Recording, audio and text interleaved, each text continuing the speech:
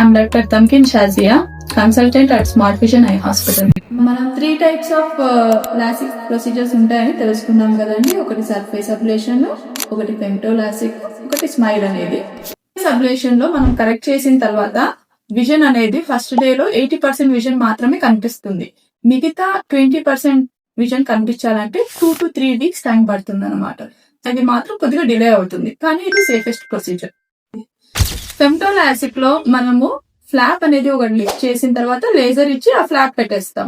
So vision అనేది next day లోనే improve అయిపోతుంది. నెక్స్ట్ డే కి వాళ్ళు మంచిగా చూడగలుగుతారు.